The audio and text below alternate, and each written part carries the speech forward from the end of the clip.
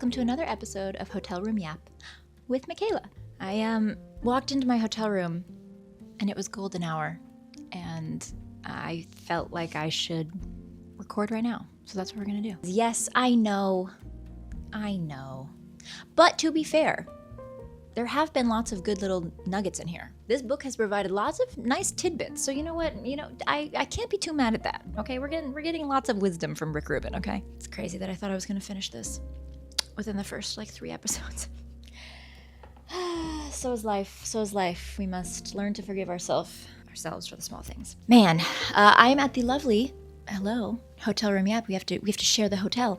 I'm at the lovely Hyatt Regency in Columbus, Ohio. This is a brief little snippet of downtown. Very nice windows.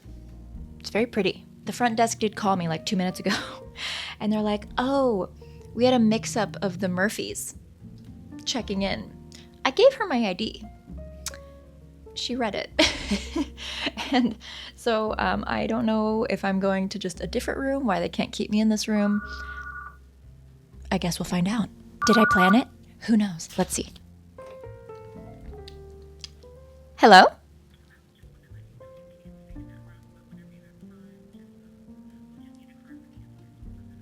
Oh, yeah, sure. I'm also, I'm happy to move around if I need to. Sorry that I was in the middle. Are you sure? Okay. Cool. Okay, great. Yeah, I'll swing back down for incidentals once I'm done submitting this stuff. Yeah, of course. Yeah. You're totally fine. All right, I'll see you in a bit. Bye. We get to stay. Okay, yeah, they called 5 minutes ago and were like, "Oh, there was a mix-up." And now, to be fair, I did ask if there were upgrades available. And she said there's an upsell available, which I think, if they have a nicer room available for the night of, you could get it for a cheaper rate than if you would have purchased it initially, blah. So she was like, "Oh, there could be a king room with a city view for $24 extra a night." And listen, I'm very grateful to be doing all this travel and, I'm doing well, I'm doing fine, but if I have something already covered for me, do I need to spend the extra money right now? Do I need to? Do I need it for the kids or for a pet or for? I don't. So I was like, I'll just stay where they put me. But then I walked in, and I was like, this seems pretty city view to me. So maybe they accidentally put me in the wrong room. But they did say that they booked they got the Murphy reservations mixed up because she asked for my first name. And I was like, Michaela, Michaela. And she was like, yes, I mixed up Murphy reservations. I'm like, who? Do I have a cousin? Do I have a cousin staying in here? Where's the other Murphy? We get to stay. Yay, amazing. Because I already did, I did a whole little room tour, this room. But I guess it would have been fun, potentially, to have a different background for another Hotel Room Yap. We'll see. Anyway, now I get to stay here. This is potentially a slightly nicer room than I was supposed to be in. Oops. Thank you, Hyatt Regency, for letting me stay. Because that would have been a little frustrating because I kind of already unpacked and put a bunch of stuff down. Okay, me and this cord are gonna fight. Hold on. I'm scooting ever so slightly forward. You stay. Okay, now that we have that all sorted out, what a fun little chaotic start to this week's Hotel Room Yap. It's a little interesting because you guys are seeing these a bit delayed because I had this idea, at the beginning of 2025. And by the time you watch this episode, I'm unsure exactly what time of year it will be, but I it will be. This will be a little,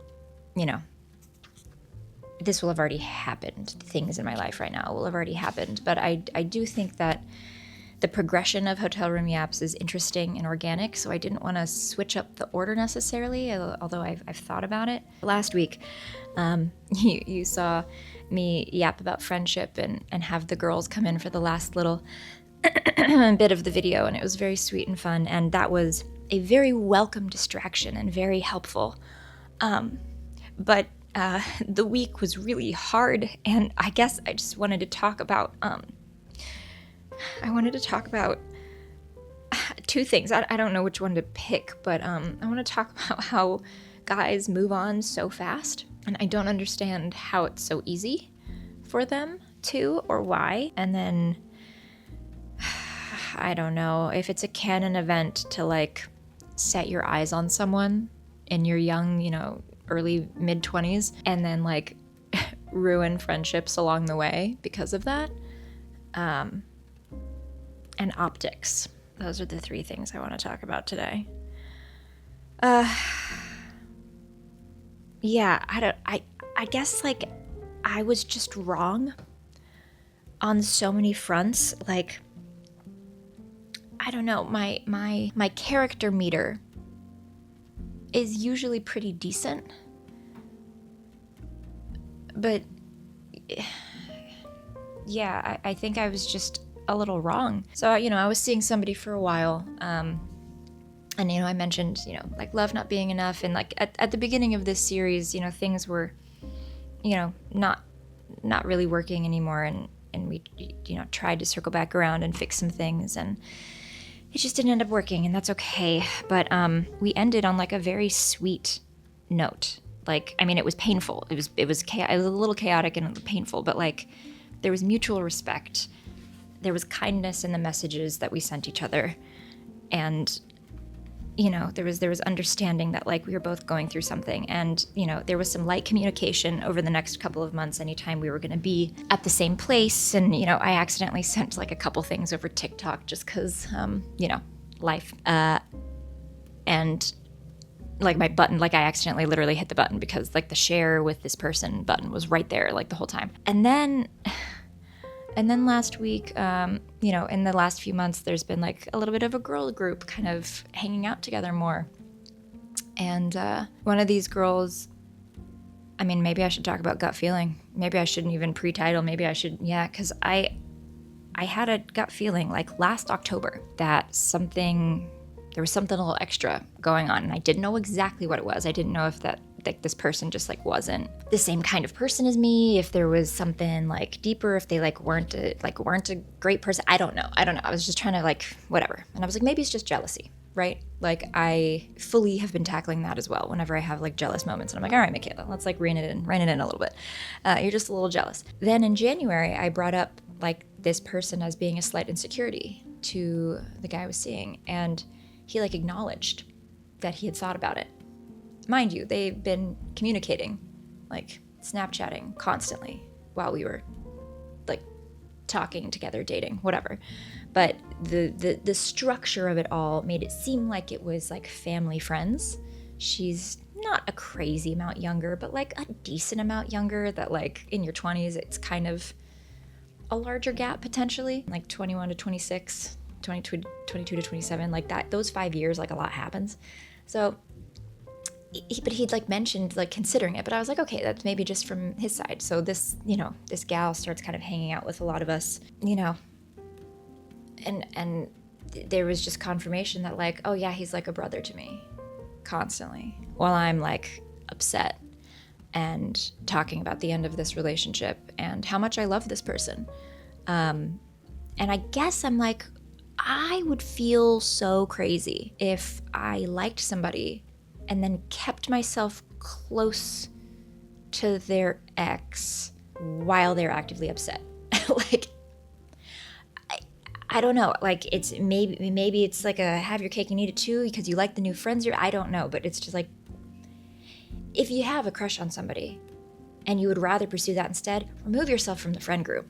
Like, don't stick around.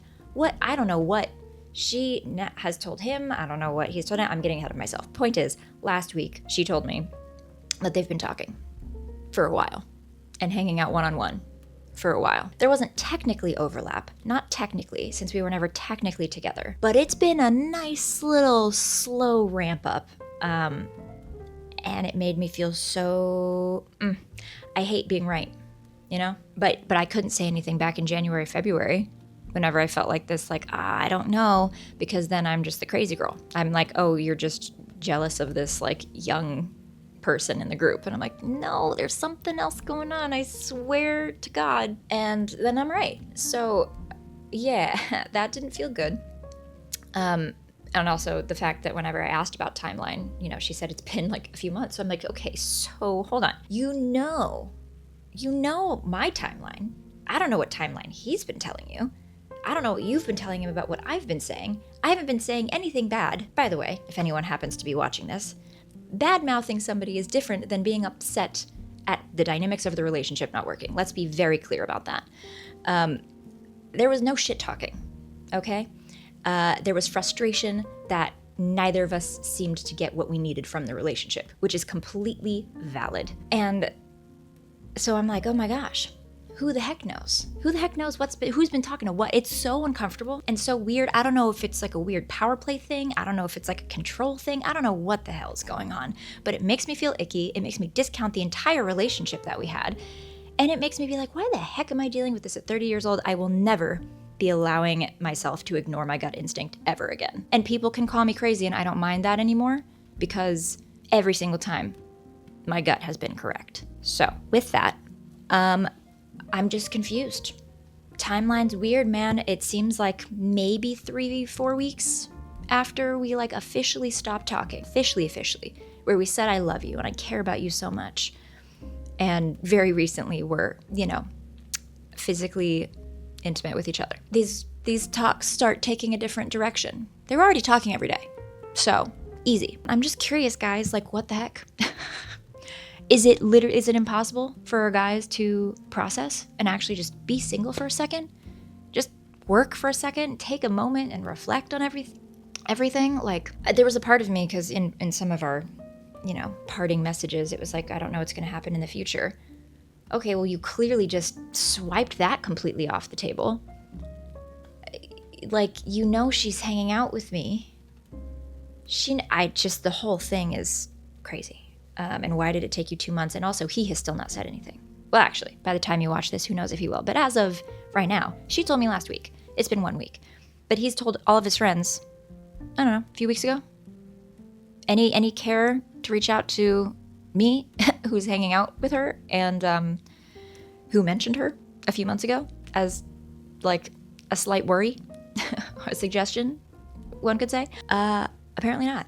And that is almost like just a complete, like, we might have to bleep the word because of the internet, but like a complete fuck you. I feel so disrespected. Like I'm just nothing to this person. And maybe it's cowardly behavior. Maybe he feels like shame. Maybe he doesn't know what to say. He completely avoided me. We were at the same event last weekend. Completely avoided me and the friends that I was with. It's crazy. Yeah. And I'm just like, what? I would have never pegged you for being that kind of person. Either of them. Not like that. I'm like, oh, wow, you guys kind of are being a little crappy. That's a nice word to say. And I know that it's interesting that I'm posting about this online, okay? I'm aware it's a little bit whatever, but like, I don't care because this has happened to me before in different scenarios. This has happened to many friends of mine. These kinds of intense feelings and like betrayals and like, I thought you were the kind of person that would never do that, at least as a friend, at least as just like a peer in the world, you would respect me enough to say something, to reach out to me, to whatever, and you just don't. It's freaking weird. It's weird, and it makes me bummed because it makes me feel like that whole thing, either I was fake the whole time, or this current whatever's happening is fake, and you're just filling space and like hurt or whatever, and you know that it's wrong, and that's why you're being so freaking avoidant. Because if you weren't doing anything wrong, why wouldn't you just say something? I don't know. And a lot of people are like, oh, well, you're broken up, so you can move on. Of course you can. There's also some respect involved. There's a way to go about it.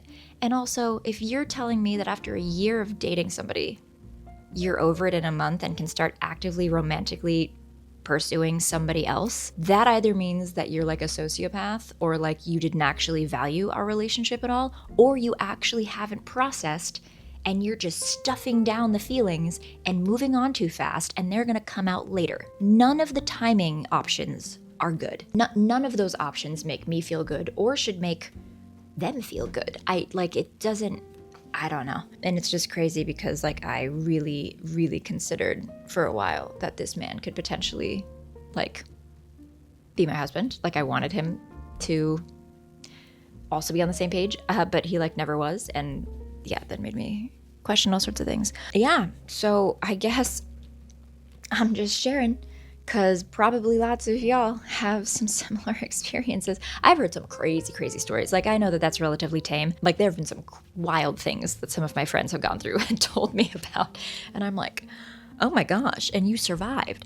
Anyway, so I would like to think that hopefully this is my last lesson.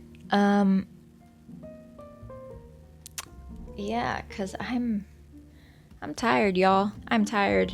And I guess I just had a complete misread on character judgment. But then again, people can change. You know, I was talking to my mom, and she's like, well, the person that you met at the beginning could be a different person than who you left at the end. And, you know, apparently this person has had some friends talk to him about becoming a little bit, you know, a little bit LA, a little bit into himself or whatever, which I found out through other friends. Like, I did not say this nor really see this necessarily, but maybe I gave him some extra confidence. I don't know. Yeah, at the beginning it seemed like he was like confused as to why I liked him. So, you know, there's stuff going around online that's like, never date somebody who thinks that you're too good for them or who doesn't feel like they could date you or like deserve to date you or something, whatever. And he never really explicitly said that.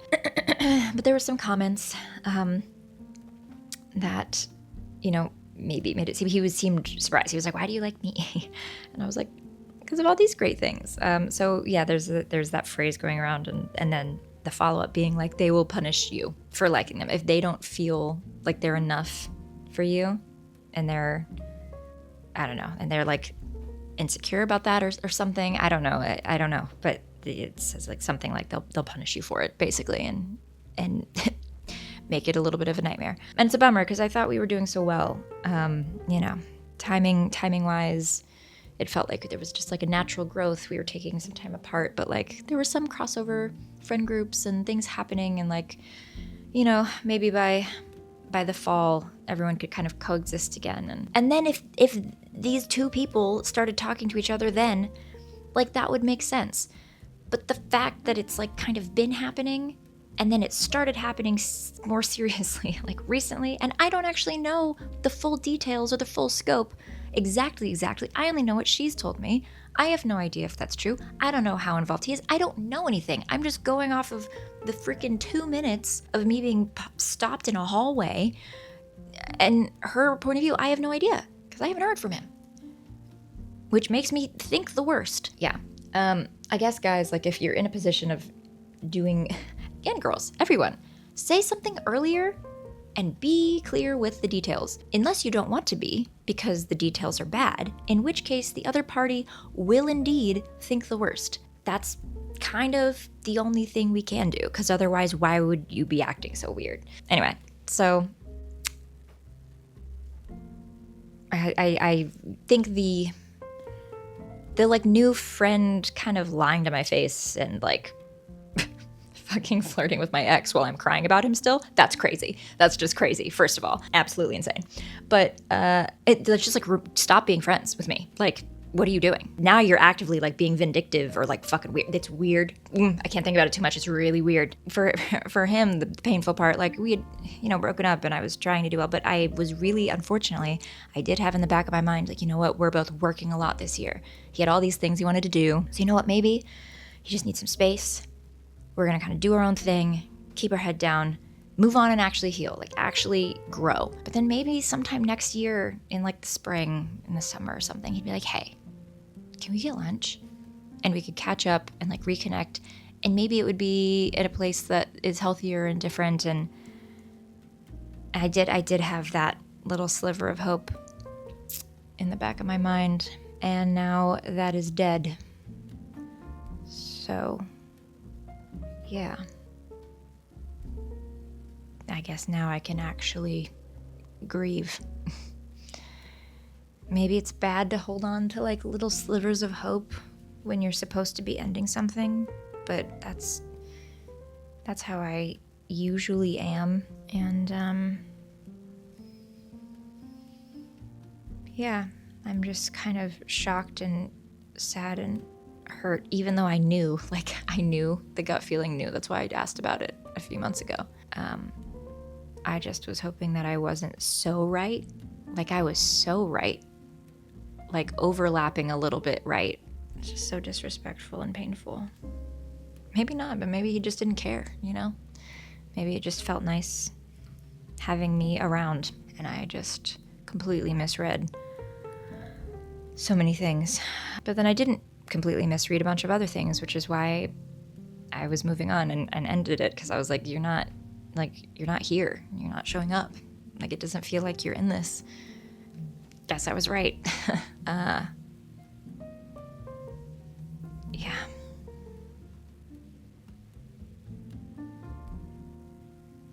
Ugh, gosh, it's so frustrating. I've cried a bunch this last week, and I'm really tired from just not sleeping a ton.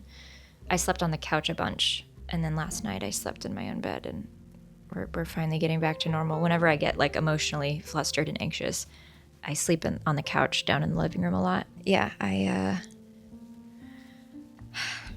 finally slept in my own bed last night.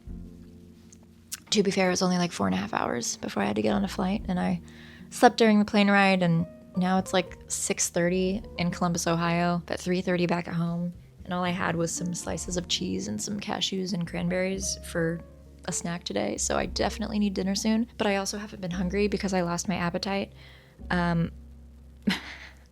Yeah, I think unfortunately, like, before I was just like dealing with distance, and now I'm actually dealing with heartbreak, because now that can never be my husband. After this, no. No, I can never. My husband would never do that. My husband would also, anytime I bring up somebody else, be like, no, no one else. You're my wife. Like, you, I want to date you. I love you. Like, no, there's no one else. That should be easy for my husband to say out loud. I think the hardest thing about this is just, I guess, the ego.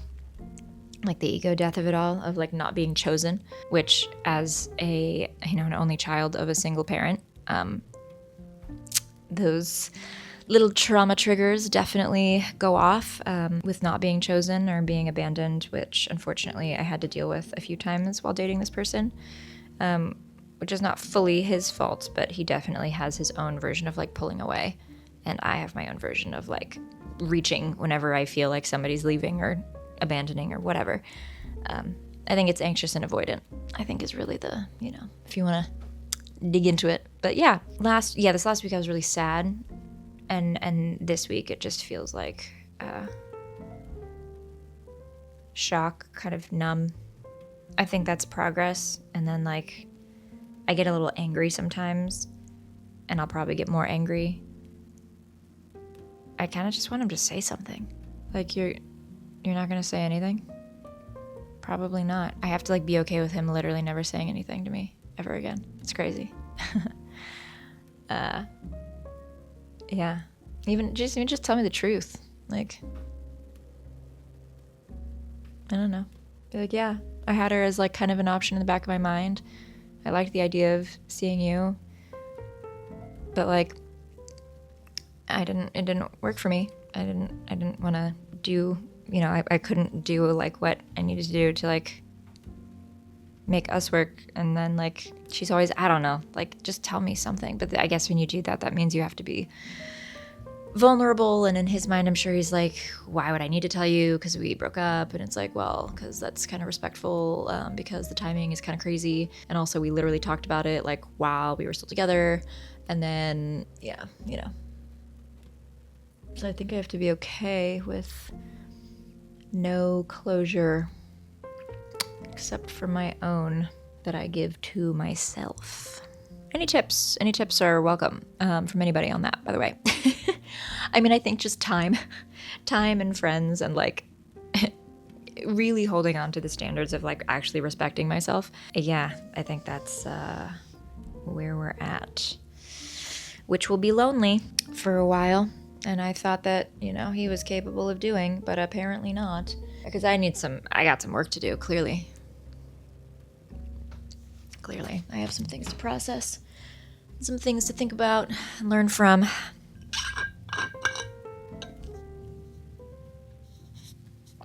I found this tiny little, I don't know if it's a thermos, I don't know if it's supposed to be for snacks, for water, I don't know, but it is the tiniest little water bottle. And it's perfect for travel because I can just sneak it into my carry-on. It's easy to refill, easy to take to a theme park. Just have a little sip of water on you at all times. I love it. Yeah, clearly I have some things to do. I've gone on a couple dates, in the past few months with like good guys. They're good guys, but I'm not there yet. I think I'm just shocked as to how he could be there already. But then all of my friends, and all of my exes, guys move on. And it's like 2 weeks. Boggles my mind. I'm now kind of like shocked and heartbroken by him, but like I still love this person. And I'm gonna need to just sit with that and let that naturally work its way out and respect myself in the process and regrow my own worth and put back together the pieces that kind of fell out, during this breakup and during the last week of finding out all this freaking information that makes me inside. Like when you have vivid memories of what somebody's body looks like and how they, handle you, and then you can just immediately transfer that over to another person. Not great visuals. I was like, we were just, and now, okay, this is a lot. So yeah, I'm just gonna need to take a second and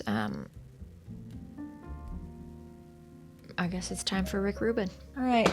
And then I gotta go eat dinner somewhere. Somewhere out there. I don't know if that's from a musical or not. It's kind of a mix of a couple different things. But anyway. All right, Rick Rubin. Life is hard. Life's hard. All right. Let's see. Let's see. A whisper out of time. It is common for an artist to question the weight of their ideas. A 5-year-long creative process might have begun with a fleeting moment in a dream or a remark overheard in a parking lot. In hindsight, this tiny seed that led us down a winding path may seem insignificant. We might wonder if it's big enough or if the direction is important enough to keep traveling. When gathering seeds to begin our work, we may be tempted to look for a grand sign before committing ourselves. A clap of thunder to assure... I'm going to keep reading because I want to today. A clap of thunder to assure us that we've found the right path. We may discard ideas that don't seem of great importance or magnitude, but the size does not matter. Volume does not equal value. We can't weigh source material based on the initial impact it makes on arrival. Sometimes the smallest seed grows into the biggest tree. The most innocent idea can lead to the most consequential writing. Trivial insights can open the doors to vast new worlds. The most delicate message could be of the greatest importance. Yeah, I don't know, part of me wants to just keep reading. I don't know why. Even if the seed, the most delicate message could be the greatest of importance. Even if the seed is nothing more than what we notice, a momentary perception, a gut feeling, an unexpected thought, even the echo of a memory, it's enough. Most often, the hints of inspiration and direction from source are small. They appear as tiny signals traveling through the void of space, quiet and subtle, like a whisper. Like last October. To hear whispers, the mind must also be quiet. We pay close attention on all fronts. Our antennae, sensitively tuned. Boosting our receptivity may require a relaxing of effort. If we're trying to solve a problem, trying can get in the way. Splashing in a pond stirs up clouds of dirt in the clear water. In relaxing the mind, we may have greater clarity to hear the whisper when it comes. In addition to meditation, we may softly hold on to a question and go for a walk, a swim, or a drive. The question isn't being worked on, just loosely held in awareness. We are posing it gently to the universe and opening ourselves to receive an answer. Sometimes, the words seem to arise from the outside, and other times the inside. Whatever route the information arrives through, we allow it to come by grace, not effort. The whisper cannot be wrestled into existence, only welcomed with an open state of mind.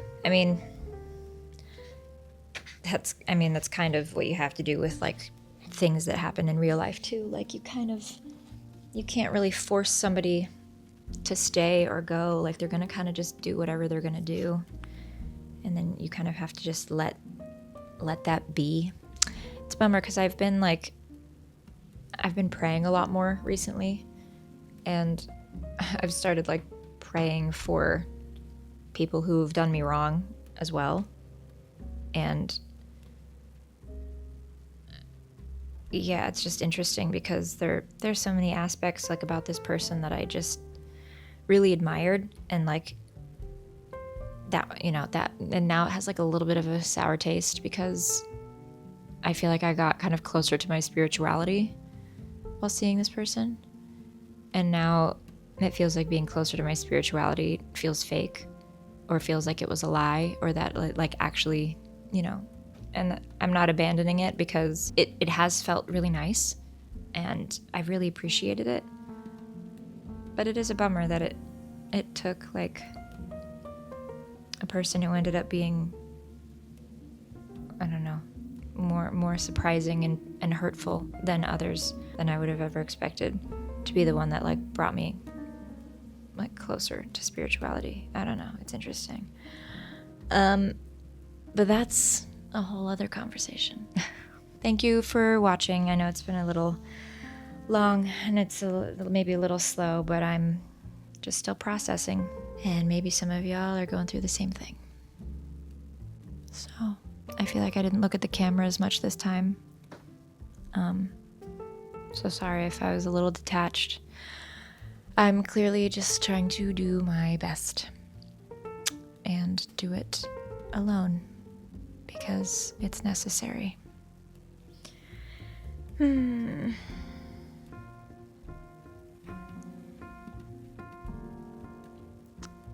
Okay. Time to unpack and dinner. Thank you for watching Hotel Room Yap.